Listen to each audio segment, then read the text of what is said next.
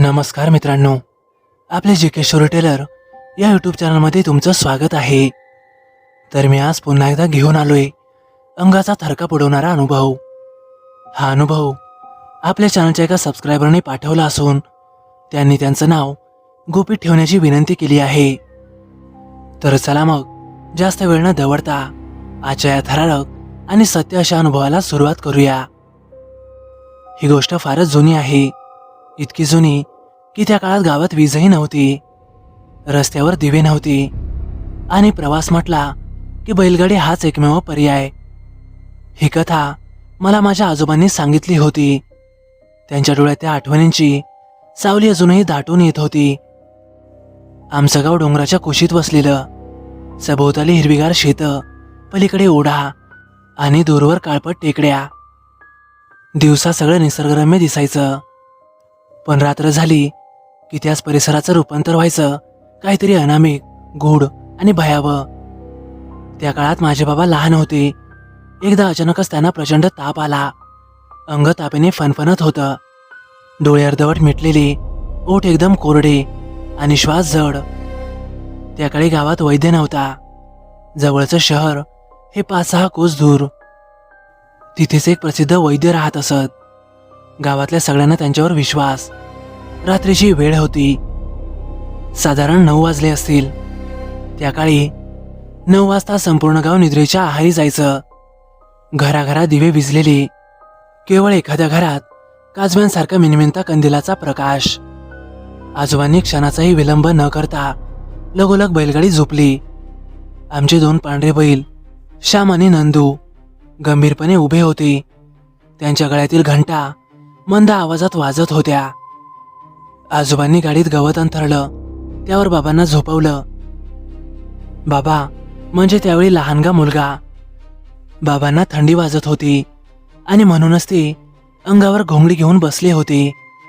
आमची बैलगाडी आता हळूहळू गाव सोडून निघाली. मागे वळून पाहिलं तर गाव पूर्णपणे काळोखात हरवलेलं होतं.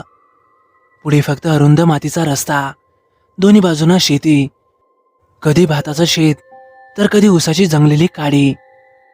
वाऱ्यानं उसाचे पाते सळसळत होते, जणू काही कोणी कुजबुजतंय असाच काहीसा भास होत होता. रातकिड्यांचा किरकिरसा आवाज सतत आमच्या कानावर येत होता. तो आवाज जितका एकसुरी तितकाच अंगावर काटा आणणारा. अधूनमधून दूरवर कुत्र्याच्या इवळण्याचा आवाज, तर कधी कोल्ह्याच्या ओरडण्याचा आवाज. आकाशात ढगांची पातळ चादर, त्यातून कधीमधी चंद्र डोकावत होता.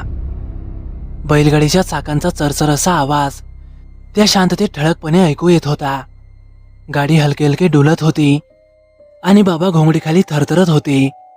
भीती की थंडी हे मला तेव्हा कळत नव्हतं. आणि तेवढ्यातच अचानकच रस्त्याच्या कडेला काहीतरी हालताना दिसलं. आजोबांनी बैला आवरली. चंद्रप्रकाशात समोर एक माणूस होता.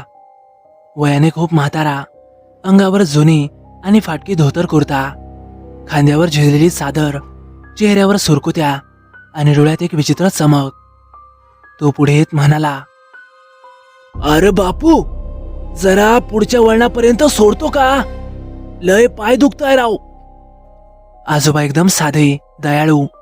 त्याने क्षणभराचाही विचार न करता लगेच त्यांना होकार दिला. म्हातारा हळूहळू गाडीत चढला. तो माझ्या शेजारीच येऊन बसला. त्याच्या अंगातून विचित्र थंडावा येत होता, जणू काही हिवाळ्यातील दव. त्यानं माझ्याकडे पाहिलं. त्याचे डोळे एकदम खोल आणि पोकळ वाटत होते. "बाळा, थंडी वाजते का?" त्याचा आवाज कापरा पण विचित्र गूढ. त्यावर बाबा काही बोलले नाही, फक्त हळूवार मान हलवली. गाडी आता पुन्हा चालू लागली. काही अंतर गेल्यावर आजोबांना अचानकच असं जाणवलं की बैल जरा जास्तच अस्वस्थ झालेत. ते वारंवार मान हलवत होते, पाय आपटत होते आणि गळ्यातल्या घंटाही अनियमितपणे वाजत होत्या. "काय रे श्याम, अरे काय झालं तुला?" आजोबा असं म्हणाले, पण बैल जणू कुठल्या तरी अदृश्य भीतीने थरथरत होते. तो म्हातारा अचानक हसला. त्याचं हसू एकदम कोरडं आणि निर्जीव हसू. अरे ही बैल मला ओळखतात बहुतेक. आजोबा मात्र चकित झाले. काय म्हणालात? पण आता मात्र तो म्हातारा काहीही बोलला नाही, फक्त पुढे पाहत राहिला. रस्त्यावर आता पुढे एक मोठं वडाचं झाड होतं. गावात त्या झाडाबद्दल अनेक अफवा सांगितल्या जात. म्हणे तिथे पूर्वी एक प्रवासी दरोडेखोरांनी मारला होता. त्याची आत्मा अजूनही तिथेच भटकते. गाडी त्या झाडाजवळ पोहोचताच वातावरण आणखीनच गडद झालं. चंद्र एकदम ढगाळ गेला, सगळीकडे काळोख. अचानकच गाडी थांबली. बैलांनी पुढे जाण्यास जणू नकार दिला आणि मग बैल हळूहळू एक एक पाऊल मागे सरकू लागले. आजोबा उतरले. त्यांनी बैलांच्या मानेवरून हात फिरवला. अरे काय झालं तुम्हाला? तेवढ्यातच मला जाणवलं, माझ्या शेजारी बसलेला तो म्हातारा आता अचानक नाहीसा झालेला. मी झटक्यातच घोंगडी बाजूला केली तर जागा पूर्णपणे रिकामी, पण गाडीत त्याच्या बसण्याचा दाब अजूनही जाणवत होता. बाबांनी आजोबांना आवाज दिला. अहो बा. आजोबा वळले. काय र, काय झालं? अहो तो माणूस आता दिसत नाही. आजोबांनी गाडी डोकावून पाहिलं आणि खरंच गाडीत आता बाबांशिवाय इतर कोणीही नव्हतं. अरे कुठं गेला तू? ते असं पुटपुटले आणि तेवढ्यातच वडाच्या झाडामागून हलक्या आवाजात हसू ऐकू आलं. आजोबांच्या अंगावर शहारा आला. त्यांनी आजूबाजूला पाहिलं आणि आम्हा दोघांनाही झाडाच्या फांद्यावर काहीतरी पांढरं लटकताना दिसलं. नीट पाहिलं तर तोच म्हातारा होता, पण आता त्याचे पाय हे जमिनीपासून वर, डोळे एकदम लाल आणि चेहरा एकदम विकृत. त्यानं हळूहळू मान वळवली. मला पुढे सोडणार नव्हतात का? आजोबांच्या तोंडातून शब्द फुटेनात. त्यांनी पटकन गाडीत बसून बैलांना झपाझपा चाबूक मारला. बैल जणू एखाद्या अदृश्य शक्तीने घाबरूनच वेड्यासारखे धावू लागले. गाडी आता वेगाने हलू लागली. चाकं खडबडीत रस्त्यावर आपटत होती. बाबांनी घोंगडीखाली डोळे घट्ट मिटले. आमच्या दोघांच्याही कानात फक्त त्या म्हाताऱ्याचं विचित्र हसू घुमत होतं.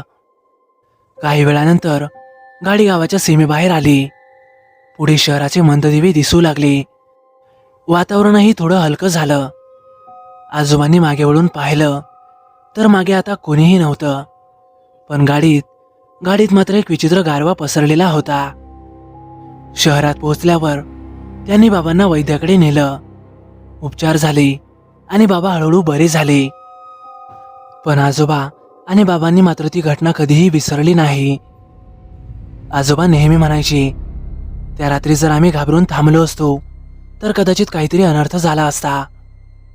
आजही कधी मी गावाकडच्या रस्त्यावरून जातो आणि मला जेव्हा जेव्हा ते झाड दिसतं तेव्हा मला आजोबांनी सांगितलेली ती गोष्ट आठवते आणि माझ्या अंगावरही सरसरून काटे येतात.